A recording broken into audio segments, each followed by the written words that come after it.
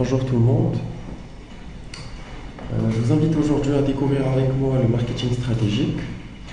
Donc, la première partie de ce cours, on va aller s'intéresser principalement sur l'histoire du marketing, les grands préceptes du marketing, mais aussi venir appuyer cette connaissance avec une définition encore plus complète du marketing. Donc, d'abord, en termes de définition, si le mot du marketing est apparu en 1962, la théorie, quant à elle, elle date des années 1950. Et on a observé des pratiques qui en prélèvent ou qui en relèvent dès le début du XXe siècle. Donc, aujourd'hui, on va essayer de replacer le marketing dans sa perspective historique avec un exercice inhabituel et un exercice d'un passionné en tout cas. Donc, nous fêtons les 60 ans du marketing. Mais la vraie question qu'on doit se poser, c'est où sont les controverses sur l'origine du concept. Aujourd'hui, l'histoire officielle dit que le marketing est né aux États-Unis vers 1950. À l'époque, c'était l'ère du marketing qui aurait succédé à l'ère de la vente entre 1930 et 1950. Elle-même précède par l'ère de la production entre 1870 et 1930. Donc, ces trois repères chronologiques sont aujourd'hui totalement remis en cause, pour la simple raison que le marketing ne cesse de se développer. De nos jours, on a compris que la technologie a été comme étant une fonction support à l'ensemble des marques dans des pratiques de marketing digital. Mais, cependant, il faut distinguer les pratiques marketing des idées et des concepts. Donc, le concept de segmentation est aujourd'hui, le concept de segmentation a bien été formalisé dans les années 50. Pour autant, aujourd'hui, les pratiques de segmentation étant bien évidemment une monnaie courante, bien avant cette date. Donc, dans le chapitre qu'on va découvrir aujourd'hui, on va aller sur une compréhension globale de l'ensemble des pratiques marketing et comment aujourd'hui l'entreprise peut mettre en place une stratégie marketing qui va aller penser l'ensemble de son activité sur du très long terme. Et pour ça, on va aller citer deux cas. Le premier cas étant aujourd'hui la démarche marketing. Quand je parle de la démarche, j'essaie ici d'expliquer quelle est la méthodologie à suivre ou quelle est la méthodologie que suit l'ensemble des entreprises lorsqu'elles souhaitent mettre en place une stratégie marketing.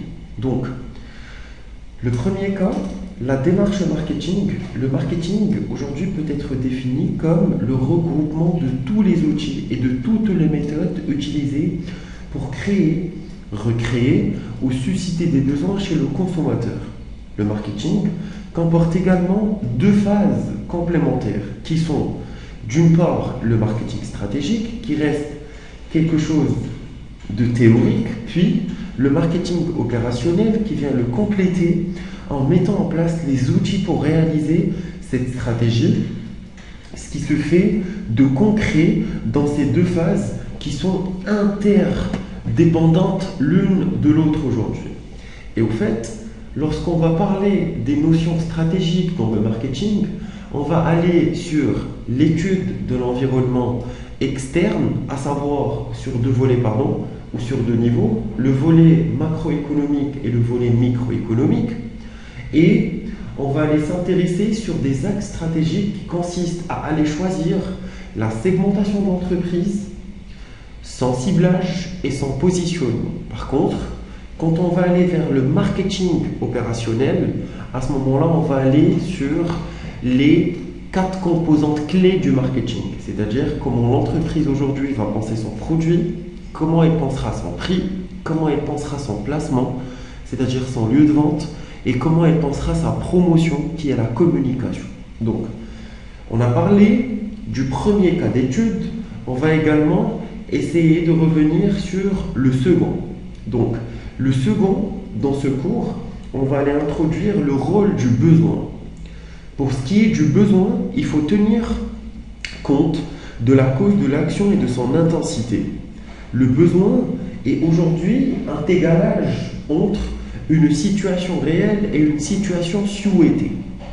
Il peut être caractérisé par l'attente d'un produit, par l'attente d'une demande ou encore par la motivation. Donc, dans la pyramide de Maslow, par exemple, la pyramide de Maslow qui touche 5 degrés qui sont le besoin physiologique, le besoin de sécurité, le besoin d'appartenance, le besoin d'appartenance et le besoin d'épanouissement. Donc, l'idée ici, le besoin d'estime de soi, et par la suite le besoin d'accomplissement. La pyramide de Maslow classe ces besoins par ordre d'importance, partant du bas de la pyramide vers le haut. Ce que chercheront les entreprises, c'est aller combler justement ces demandes en répondant à ces 5 degrés de satisfaction du client. Donc nous pouvons dire qu'aujourd'hui, le marketing stratégique, c'est la science qui pousse l'ensemble des entreprises ou l'ensemble des marques à une réflexion. Donc, une réflexion très simple, une réflexion pour savoir quoi faire après avoir analysé tout le marché. C'est-à-dire, ici, on va découvrir l'étude de marché, comme je vous ai dit au début, à travers le volet macroéconomique et le volet microéconomique. Et puis, on va arriver à ce qu'on appelle le diagnostic stratégique, qui est le SWOT. SWOT, S qui rappelle Strength, c'est-à-dire les forces de l'entreprise, Weakness, faiblesse, Opportunity, c'est les opportunités, and the threats, les menaces qu'aujourd'hui vont peut-être causer un obstacle à l'entreprise. Aussi, on va utiliser la méthode Pestel. Donc, Pestel est une matrice aujourd'hui dans laquelle on va résumer toute l'étude de marché. Donc, P pour le volet politique, E pour le volet économique, S pour le volet sociétal, T pour le volet technologique, E pour le volet écologique et L pour le volet légal. Donc, l'idée derrière, c'est pour générer ce diagnostic en question sur le marché global et également quand l'entreprise se pose les questions suivantes. Qu'est-ce que je vais offrir à ce marché? De quelle façon je vais communiquer avec l'ensemble de mes consommateurs et de mes clients? Quel client choisir ou quelle nature de client choisir et quel positionnement je vais défendre? Donc, cette analyse se déroule généralement en 3 phases. On va parler de la phase connaissance, de la phase réflexion et de la phase décision. Donc, durant la phase théorique du marketing stratégique, on réalise également une feuille de route, c'est-à-dire un schéma à suivre, un plan marketing qui est établi avec un budget détaillé pour savoir quelles sont les ressources allouées à tel ou tel type de marketing opérationnel au niveau de l'entreprise. Au courant également de ces différentes étapes concernant le marketing opérationnel, on va relever 2 phases. D'abord, une phase d'action qui consiste à aller penser et planifier l'ensemble des actions qui vous aideront aujourd'hui à atteindre votre objectif marketing, mais également on va penser une phase de contrôle à travers ce qu'on appelle des KPI, c'est les Key Performance Indicators ou des indicateurs de performance tout simplement, qui s'arrêteront sur la performance et la pertinence de l'ensemble de vos actions marketing lancées par cette entreprise en vue de sa cible. Donc, pour élaborer le marketing stratégique, il est nécessaire d'analyser les tendances du moment. Mais il est également nécessaire d'aller s'intéresser au comportement du consommateur, mais également s'intéresser au marché dans son ensemble ou encore à l'ensemble des concurrents. Donc, l'une des méthodes pour réaliser justement l'analyse des activités de l'entreprise est l'utilisation de la matrice BCG, avec le lancement d'un produit, une demande de vérification de l'équation, etc., etc. Donc, Dans la deuxième partie, on va évoquer le mix marketing ou le marketing opérationnel, qui est un peu la partie action ou la partie tact, qui fait appel à 4 P, comme je vous ai précisé au début: le produit, le prix, la place, c'est-à-dire la distribution, et la promotion, la publicité, qui est la communication.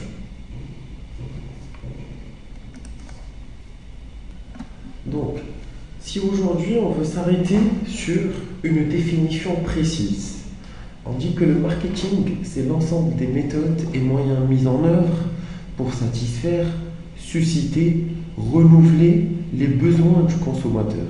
Il alterne des phases qui relèvent bien évidemment de la stratégie et d'autres qui relèvent du volet opérationnel. Ce sont des démarches complémentaires et interdépendantes. Le marketing stratégique, c'est la réflexion et l'analyse de l'environnement, des technologies, des marchés, des consommateurs. Donc, le marketing stratégique fait également référence au budget et aux objectifs.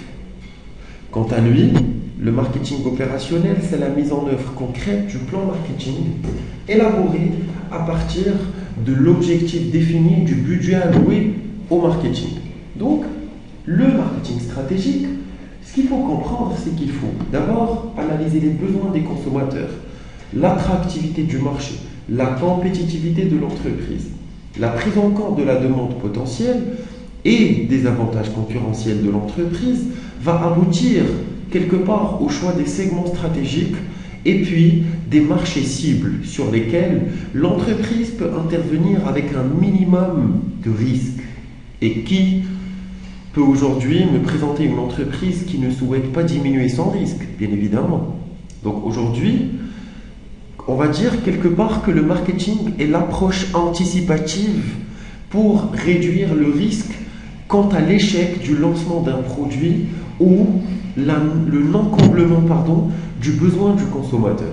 Il faut aussi analyser le portefeuille d'activités afin de permettre à l'entreprise de répartir au mieux les ressources dont elle dispose entre, bien évidemment, différents segments qu'elle a décidé d'occuper. Donc, l'une des méthodes la plus répandue, et comme je vous ai dit tout à l'heure, c'est la méthode BCG. Avant de lancer un produit, il faut vérifier l'équation entre, par exemple, l'équation de la matrice au niveau de la réflexion. Il s'agit également de fixer des objectifs quantitatifs et qualitatifs qui permettent d'avoir un bilan sur l'efficacité de l'entreprise.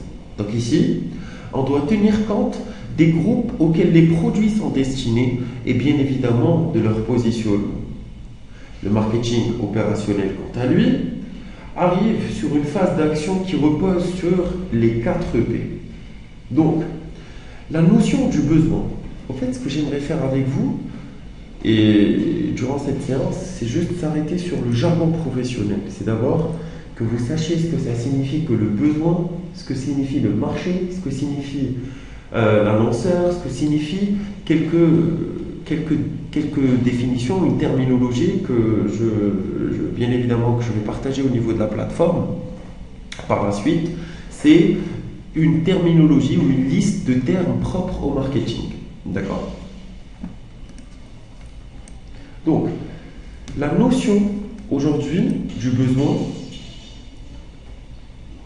il faut tenir en compte que la cause de l'action est de son intensité. Le besoin est un décalage, comme je vous ai dit, entre une situation réelle et une situation souhaitée.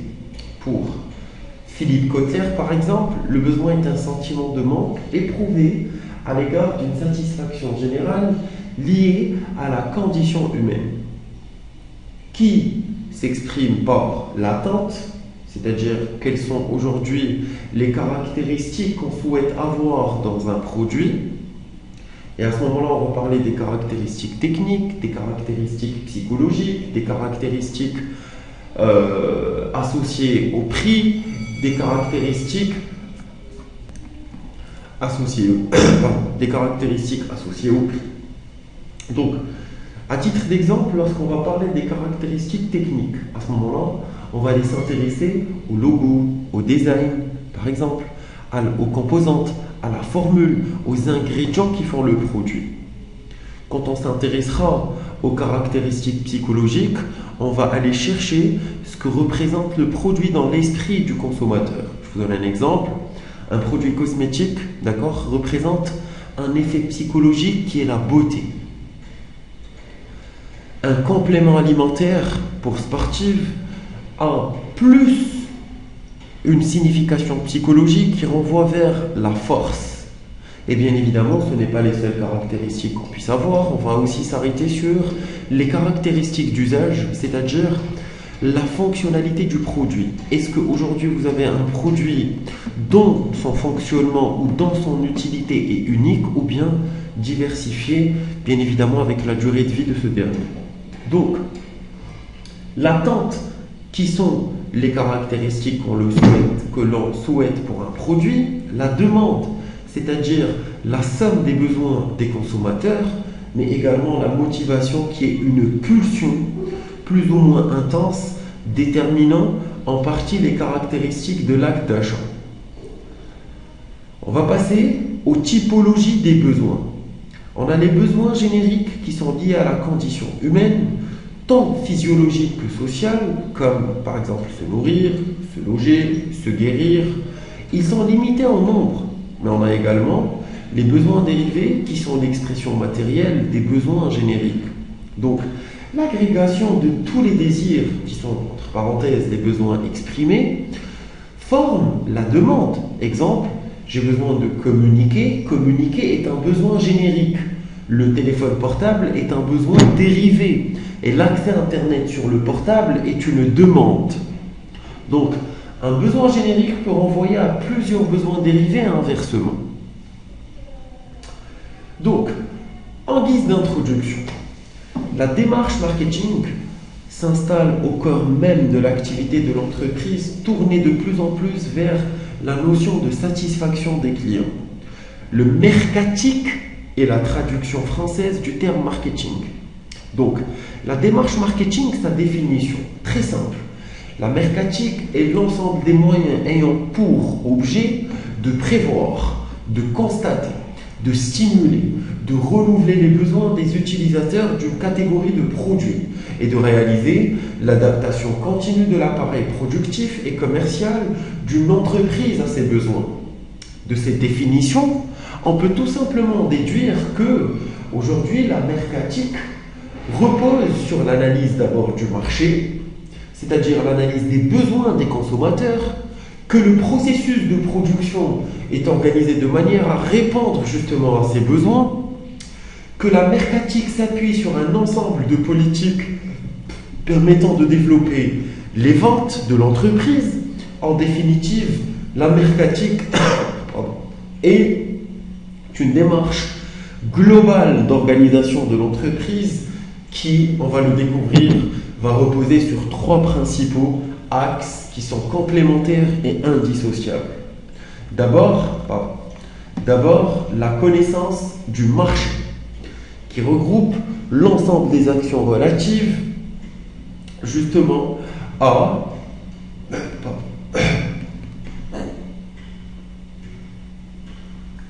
relative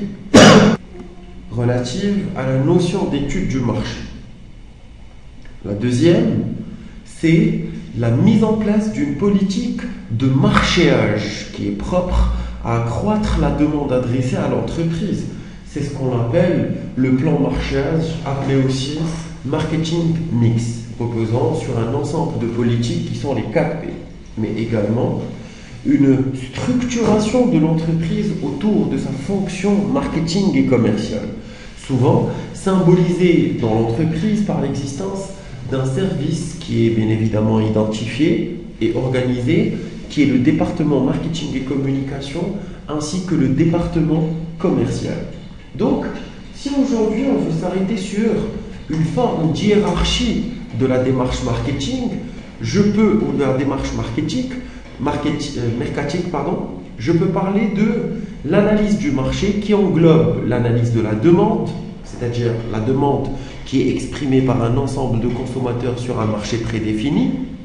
Également, l'analyse de l'offre, c'est-à-dire l'ensemble des concurrents ou l'ensemble des entreprises qui sont des concurrents indirects ou indirects, qui proposent peut-être la même gamme de produits ou une gamme totalement diversifiée ou différente, mais également le positionnement de l'entreprise.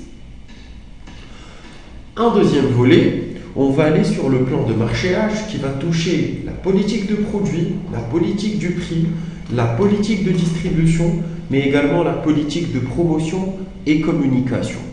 Et une troisième branche de la démarche mercatique où on va voir l'organisation commerciale, c'est-à-dire l'organisation de la direction mercatique ou de la direction marketing, mais également comment cette direction arrive à organiser les ventes au sein de l'entreprise. Donc, pour l'aspect analyse de marché, ce qu'on va découvrir, c'est que,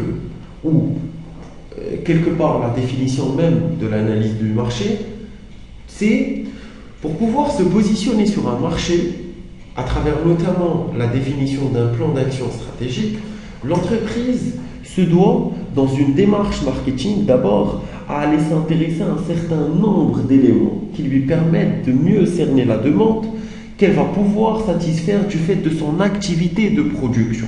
Donc, les questions qu'on se pose lorsqu'on veut étudier ou lorsqu'on veut quelque part porter l'analyse du marché, c'est d'abord quel est l'état de ce marché. Ensuite, on peut se poser la question suivante, c'est quel est l'état de la demande au niveau de ce marché avant de boucler avec quel positionnement l'entreprise doit avoir au niveau de ce marché.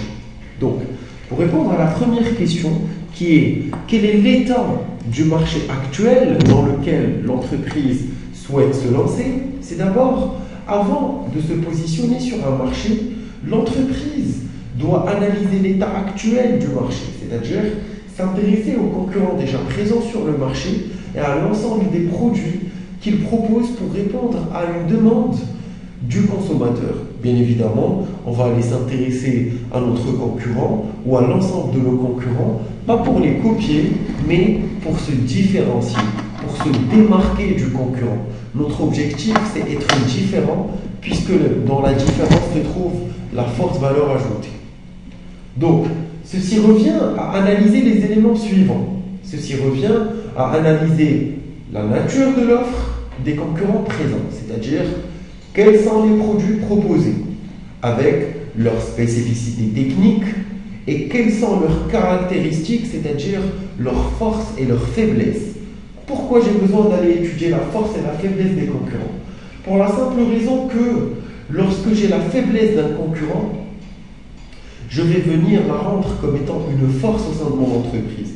Pourquoi? Parce que cette faiblesse va tôt ou tard, sur du court, moyen ou long terme, déranger l'ensemble de ses clients.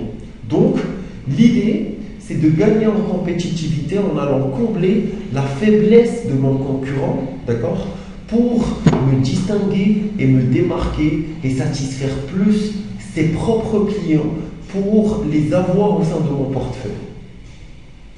Maintenant, lorsqu'on sera sur pourquoi aller étudier les faiblesses, tout simplement pour que ces faiblesses deviennent vos forces. Pourquoi aller étudier ces forces? C'est pour savoir comment aujourd'hui vous pouvez le concurrencer. Donc, une deuxième structure ou une deuxième analyse qui sera portée sur la structure de l'offre, c'est-à-dire quelle est la taille de ce concurrent. Est-ce que je parle d'un concurrent dont la taille est grande, moyenne ou petite? C'est-à-dire, ici, on va parler de la notion de taille critique. Sa localisation, c'est-à-dire, aujourd'hui, où est-ce qu'il est situé, ou dans quelle ville est-il situé, et par la suite, quel est son réseau de distribution dans lequel sont vendus ces produits. Troisième axe de l'étude, c'est la politique commerciale des concurrents, c'est-à-dire quel type de politique de mercatique est mise en œuvre sur ce marché à travers la politique de prix, de produits, la politique de distribution ou encore la politique de communication.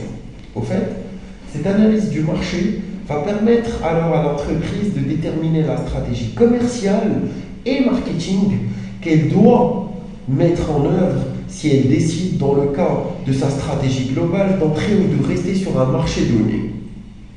Maintenant, on va tout simplement aller s'intéresser au deuxième volet, qui est l'état de la demande. C'est-à-dire que lorsqu'on parle de l'état de la demande, c'est un marché et le lieu. Évidemment, comment arrive-t-on à définir un marché? On définit tout simplement un marché comme étant un lien, d'accord? Pardon, un lieu de rencontre et de confrontation entre l'offre et la demande. Donc, la stratégie marketing repose donc aussi sur une connaissance approfondie sur cette confrontation. Donc, ceci revient à dire l'élément suivant, c'est que... Bonsoir à tous, j'espère que vous allez bien ce début de semaine, que vous n'avez pas trop froid et que la lecture que je vous ai recommandée la semaine dernière vous a intéressé. Bien, donc nous continuons à préparer le cours de Luxury Attitude parce qu'en fait jusqu'à maintenant on n'y a pas vraiment pensé, hein. On l'a pas vraiment étudié, on l'a pas vraiment décortiqué, parce que dans un premier temps, eh bien, il faut étudier tous les concepts qui sont autour de cette nouvelle façon d'envisager la gestion de la relation clientèle. Donc, dans un cours numéro 1, vous avez eu le polycope d'un mémoire de Sciences Po Toulouse sur le luxe et notamment les différents concepts de luxe, les différents luxes donc qui nous intéressent dans la luxury attitude, bien évidemment, ok. Donc dans un deuxième temps, je vous ai également adressé une étude qui a été faite par le consultant KPMG sur ce qu'on appelle le ultra luxe, en fait, qui correspond, si vous voulez, à la luxury attitude, aux catégories d'hôtels et de services clientèle que nous allons étudier dans le luxury attitude. D'accord ? Il y a une différence entre le luxe et l'ultra luxe.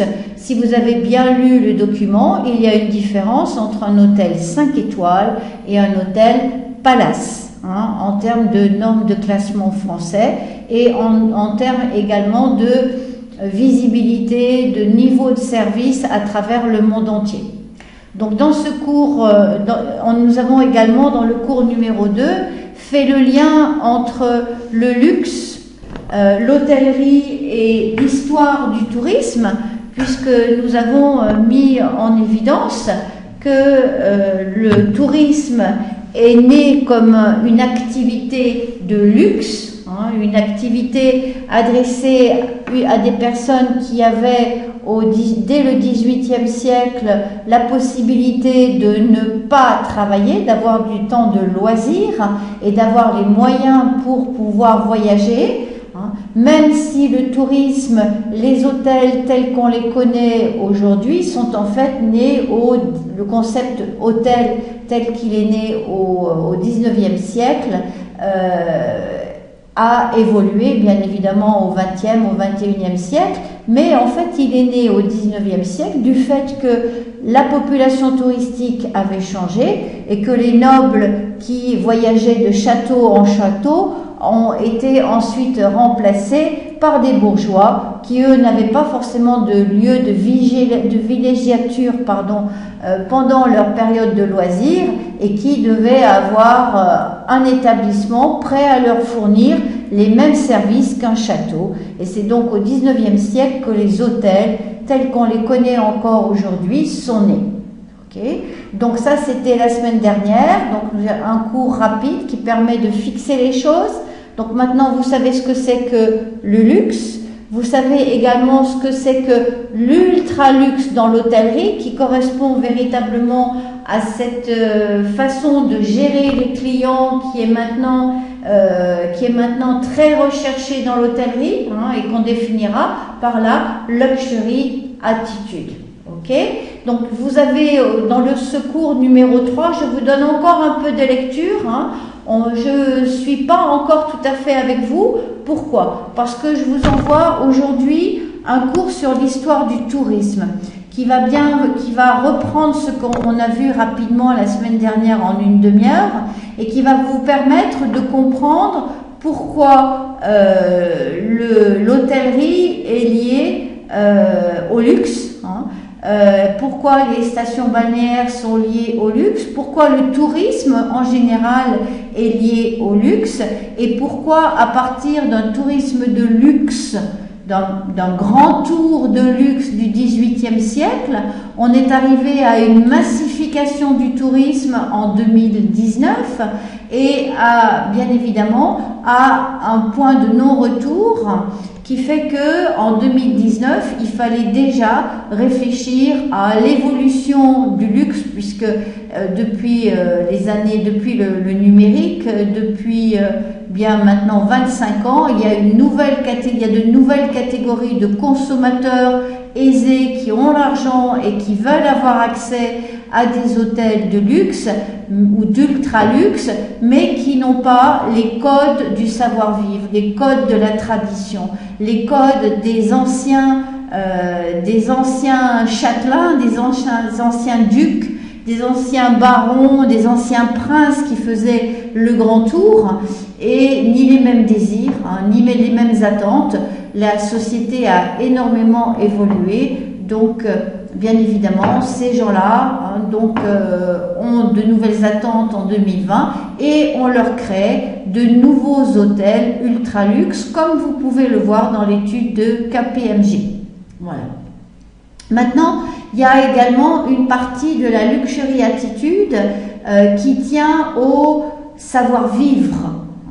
Le savoir-vivre, donc le savoir-vivre de l'hôtellerie de luxe, est un savoir-vivre qui découle bien évidemment du savoir-vivre officiel qui était celui qui a été codifié à la fin du XVIIe siècle et au XVIIIe siècle à la cour du roi de France Louis XIV. Donc dans la mesure où le fait de savoir recevoir, savoir s'habiller, savoir saluer, savoir se tenir, savoir s'adresser conformément à l'étiquette et au protocole en société, le fait de savoir vivre en société, c'était excessivement important et c'est important dans la luxury attitude. Donc, à l'histoire du tourisme que je vous envoie aujourd'hui et que je vous demande de bien vouloir rapidement lire parce que c'est une somme de connaissances qui vous seront excessivement importantes plus tard pour bien comprendre quel va être le devenir du tourisme de luxe, puisqu'on va parler du tourisme de niche. L'ultra-luxe, c'est une niche du tourisme de luxe et donc c'est une niche qui va permettre peut-être de faire évoluer le tourisme de masse vers un éclatement du tourisme de masse en tourisme de niche, beaucoup plus rémunérateur, beaucoup moins massacreur de faune, de végétation, beaucoup plus protecteur des cultures des différentes civilisations dans le monde. Donc c'est pour ça que l'histoire du tourisme, je vous demande de lire rapidement le PowerPoint. Il est très intéressant, même s'il est un peu ancien, mais il permet véritablement de fixer et de comprendre à partir de l'évolution du tourisme pourquoi on en est revenu aujourd'hui à un éclatement du tourisme et à l'apparition de ce tourisme de luxe ou d'ultra-luxe qui va concerner la luxury attitude. Donc, à cette histoire du tourisme, j'adjoins le savoir-vivre, un manuel de savoir-vivre. C'est le manuel de l'école hôtelière de Genève que nous travaillons avec les étudiants en première année. Donc, c'est un manuel de savoir se tenir en société et de savoir quelle est la place de l'employé d'hôtel par rapport à son client. Donc les règles de savoir-vivre, je vous l'ai expliqué, sont issues de la codification des règles de la cour à Versailles de Louis XIV. Elles ont évolué bien évidemment au XIXe siècle parce que les bourgeois remplaçant dans la société comme élite de la société les nobles les rois ayant plus ou moins disparu ou ayant diminué de leur pouvoir, eh bien les bourgeois ont voulu imiter les règles d'agir et d'être en société, et ils ont appliqué et un peu transformé, bien évidemment, les règles qui étaient issues de la royauté, comme telles que Louis XIV. D'accord ? Alors, les règles de savoir-vivre, il faut les connaître.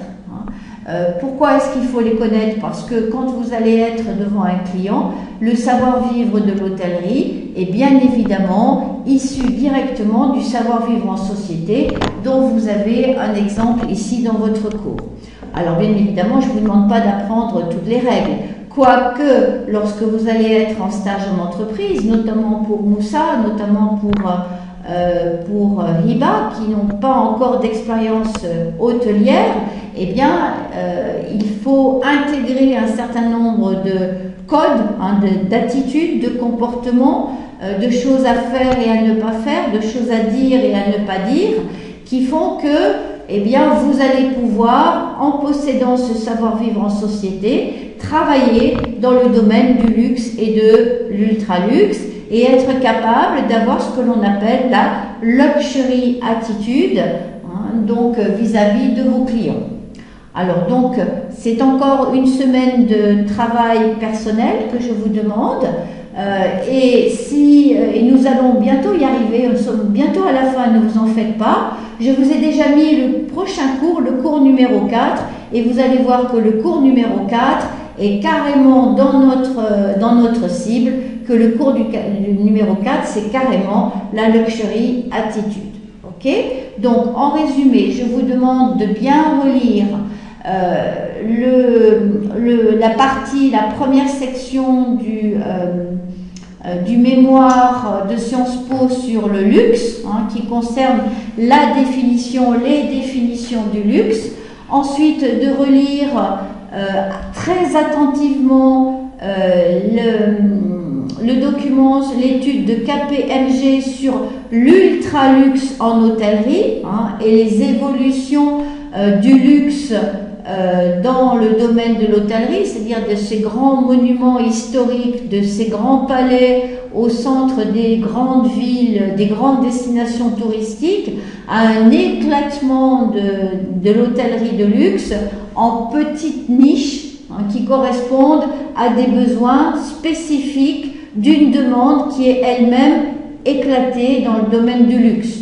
On aura toujours la catégorie des luxes ultimes, des luxes inaccessibles, les princes, les princesses, les rois, les reines, les super milliardaires.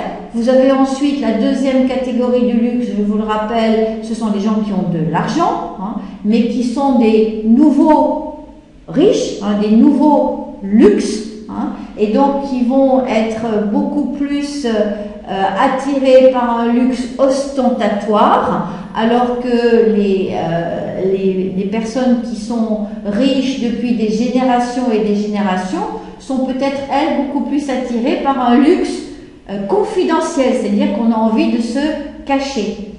Et puis il y a une troisième catégorie de luxe, je vous ai dit la semaine dernière, c'est-à-dire des personnes qui ne peuvent pas accéder aux articles de luxe, aux hôtels de luxe, et qui se contentent des copies.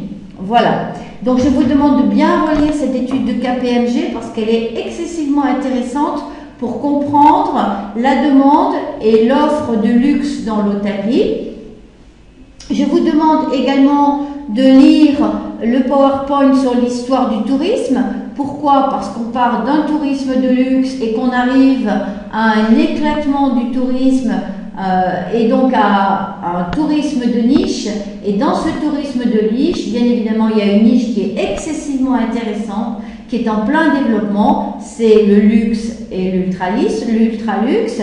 Et enfin, dernière chose à lire avant le prochain cours, de lire attentivement le cours sur le savoir-vivre, c'est-à-dire quels sont les codes culturels qu'il faut assimiler pour pouvoir être vu en société comme étant une personne qui est capable de vivre dans le luxe et de respecter les codes culturels qui sont liés au luxe, au moins au luxe historique. D'accord? Donc voilà. Donc je vous demande donc pour la semaine prochaine de reprendre ces 4 documents et de les lire en les annotant si possible parce que ils vont nous être extrêmement intéressants. Alors, donc pour le cours numéro 4, pour le cours de la semaine prochaine, je souhaiterais, si cela est possible, qu'on le fasse à distance, mais en temps réel. Cela veut dire que entre aujourd'hui, lundi et probablement mercredi ou jeudi, je vais contacter Hiba, je vais contacter Moussa, je vais contacter Leïla, de façon à ce qu'on puisse définir une soirée la semaine prochaine et qu'on puisse faire un cours, que vous soyez chez vous, que moi je sois chez moi et qu'on fasse un cours en direct de 2 heures sur la luxury attitude, mais que vous puissiez participer chacun de votre côté, c'est-à-dire qu'on fasse un cours en visioconférence à 4 ou à 5 avec Abdel et éventuellement le jeune homme qui est au Cameroun. D'accord? Donc voilà. Donc pour aujourd'hui, je vous laisse encore vous imprégner de tous ces concepts autour de la luxury attitude. Donc je vous demande une dernière fois de relire le cours, le mémoire sur la définition de luxe, de relire l'étude KPMG sur l'ultra-luxe, et donc l'éclatement du tourisme de luxe en une multitude de tourisme, d'hôtels de luxe et d'ultra-luxe qui correspondent à des demandes bien précises d'une population aisée qui est de plus en plus différenciée. Je vous demande également de revoir l'histoire du tourisme pour revenir, si vous voulez, à un tourisme de luxe authentique, historique, des personnes qui, de par leurs conditions, de par leur naissance, étaient habitués au luxe depuis qu'ils sont tout petits et ont toujours vécu dans ce qu'on pourrait appeler le luxe, un luxe historique. Et enfin, de lire en travers le cours de savoir-vivre pour voir un peu quels sont les comportements, les attitudes que l'on doit avoir vis-à-vis d'un client que l'on doit respecter. Donc quelqu'un qui va, un client qui va être un client du luxe, de l'ultra-luxe, qu'est-ce que l'on est censé faire de par les codes culturels du savoir-vivre appliqués dans l'hôtellerie, qu'est-ce qu'on doit faire, qu'est-ce qu'on ne doit pas faire, comment est-ce qu'on doit être habillé, comment est-ce qu'on ne doit pas être habillé, comment est-ce que l'on doit accueillir, comment est-ce que l'on doit dire bonjour pour que répondre, si vous voulez, au niveau de service qui va être réclamé dans ce que l'on appelle la luxury attitude. Bien, donc je vais vous recontacter personnellement mardi et mercredi de façon à ce que la semaine prochaine on puisse avoir un cours en direct, interactif entre vous et moi, en dehors de l'école, tranquillement. On prend 2 heures et on explique la luxury attitude à travers le cours numéro 4 par rapport aux 4 documents préparatoires que vous aurez consultés d'ici là. Donc j'espère que ce cours vous intéresse. C'est un domaine passionnant. C'est un domaine passionnant autant en sociologie qu'en histoire du tourisme, qu'en connaissance personnelle ou qu'en connaissance professionnelle. Il est bien évident qu'un job dans le luxe et dans l'ultra-luxe, c'est synonyme d'un salaire qui va être largement valorisé. C'est synonyme d'un travail dans un environnement exceptionnel. C'est le signe de rencontres avec des personnes qui peuvent être exceptionnelles ou qui peuvent être exécrables, mais qui seront de toute façon excessivement aisées, donc avec des exigences qui sont très importantes, et avec un niveau d'exigence du client et donc un niveau d'exigence du personnel encore plus important. Donc voilà.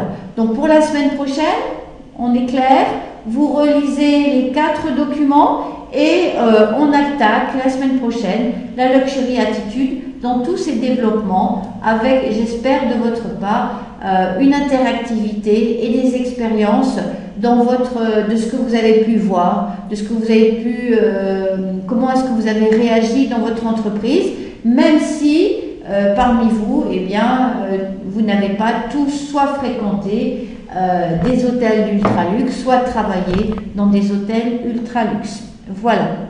Donc, pour aujourd'hui, c'est tout ce que je voulais vous dire.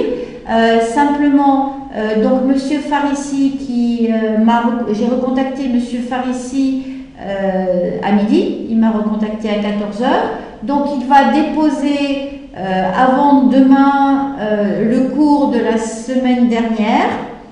Il va redéposer pour vendredi le cours prévu pour vendredi, donc 2 heures demain. 2 heures, ce sera 2 heures pour demain soir, 2 heures pour vendredi soir. Et de la même manière que on va le faire pour Luxury Attitude, Monsieur Farissi va rentrer en contact avec vous pour voir si l'on peut organiser avec vous un cours à distance ou un cours à distance en temps réel ou un cours à distance ou un cours en présentiel enregistré pour Abdel qui est à Dubaï. D'accord? Bien. Donc, mesdemoiselles, messieurs, je vous souhaite une bonne après-midi, une bonne lecture. Hein, d'accord? Vous allez voir que le cours du savoir-vivre est assez croustillant, c'est intéressant, c'est drôle. Hein, donc, il y a plein de choses que l'on ne sait pas, que l'on apprend à chaque fois, hein, mais qui sont importantes parce que par rapport à des clients qui ont l'habitude de vivre certains clients qui ont l'habitude de vivre dans ces codes culturels depuis la naissance, eh bien nous, en tant que personnel de l'hôtellerie, on doit être capable d'être à leur niveau, hein, et de comprendre ces attitudes et de savoir répondre par nos comportements, par nos paroles, par nos gestes, hein, nos attitudes, exactement dans la manière dont il l'attend pour une personne à notre place. Hein, nous sommes au service de ces gens-là. Ok? Bien. Alors, mesdemoiselles, messieurs, je vous souhaite une bonne après-midi, bon courage. Hein. Donc, demain, vous aurez et l'informatique et le cours de Monsieur Farissi. Et nous nous retrouvons, Leïla, Hiba et Moussa, demain matin au cours de finance. Et nous allons discuter de la façon dont nous allons bien pouvoir mettre en place en interaction ce cours de Luxury Attitude. Bien. Bonne soirée à tous. Au revoir.